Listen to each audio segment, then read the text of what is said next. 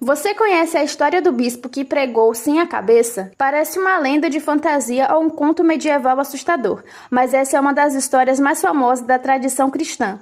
Ela é atribuída a São Dionísio de Paris, conhecido em francês como Saint-Denis, um missionário cristão que viveu durante o século III e que se tornou o santo padroeiro de Paris. Sua história mistura acontecimentos históricos, fé religiosa e uma das lendas mais extraordinárias da Idade Média. Para entender quem foi Dionísio, precisamos voltar ao século III d.C., em uma época em que o cristianismo ainda era uma religião minoritária dentro do Império Romano. Embora nem todos os imperadores perseguissem os cristãos constantemente, havia períodos em que eles eram presos, torturados e executados por se recusarem a prestar culto aos deuses romanos ou ao imperador. Naquela época, a cidade de Paris era conhecida como Lutécia e fazia parte da província romana da Gália. Segundo a tradição cristã, Dionísio foi enviado para a região como missionário para espalhar os ensinamentos de Cristo e acabou se tornando o primeiro bispo da cidade. As informações históricas sobre sua vida são limitadas. O relato mais antigo que chegou até nós foi escrito no século VI pelo bispo e historiador Gregório de Tours. Segundo ele, Dionísio pregou o cristianismo na região de Paris durante um período de perseguição religiosa. Sua atuação acabou chamando a atenção das autoridades romanas, que o prenderam junto com dois companheiros, Rústico e Eleutério.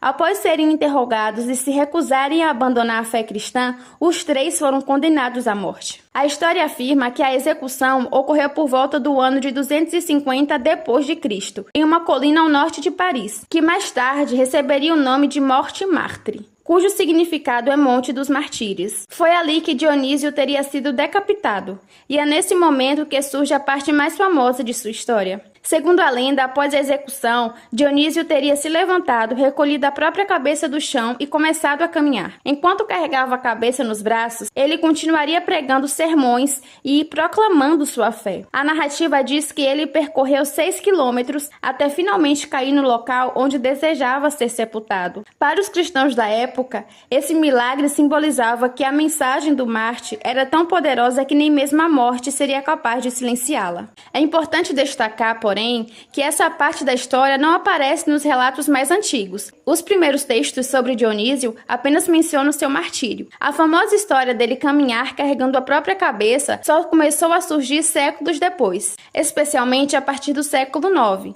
E se tornou ainda mais popular durante a Idade Média. Historiadores acreditam que essa versão pode ter sido criada para aumentar o prestígio do santo e do local onde ele era venerado. Na sociedade medieval, histórias de milagres eram extremamente valorizadas e ajudavam a atrair peregrinos, fortalecer a devoção popular e reforçar a importância religiosa de determinadas cidades e igrejas. Alguns pesquisadores também observavam que Dionísio acabou sendo associado a outra figura cristã, chamada Dionísio Areopagita, mencionada no Novo Testamento como um convertido de São Paulo, em Atenas. Hoje, a maioria dos estudiosos consideram que eram duas pessoas diferentes, mas essa associação aumentou enormemente o prestígio de São Dionísio durante a Idade Média. O historiador Peter Brown, especialista no culto dos santos, explica que as histórias dos mártires frequentemente se transformavam ao longo dos séculos, incorporando novos elementos milagrosos que refletiam as necessidades espirituais e culturais das comunidades que o veneravam.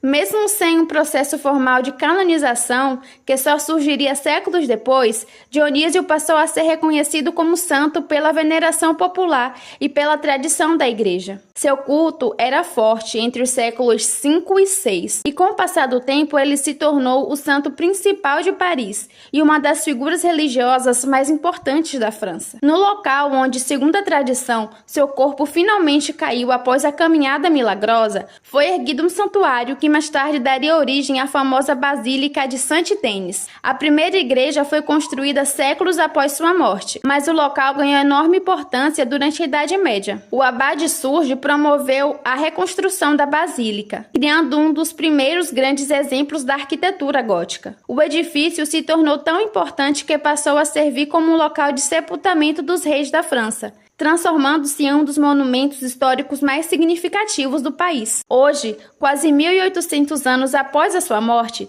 São Dionísio continua sendo lembrado pela história do seu missionário que ajudou a levar o cristianismo à Gália romana. quanto pela impressionante lenda do homem que, segundo a tradição medieval, continuou pregando mesmo depois de perder a própria cabeça.